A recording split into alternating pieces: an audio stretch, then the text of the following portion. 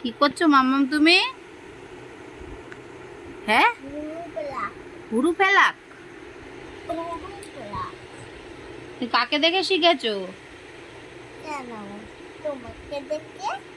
আমাকে দেখে?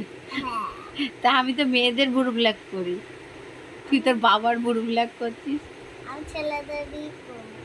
ছেলেদের ভুরু ব্ল্যাক করবি? আমি বড় হলে হ্যাঁ, মেয়েদের ভুরু ব্ল্যাক করব। তাই? তুই আমার মতো কাজ শিখবি?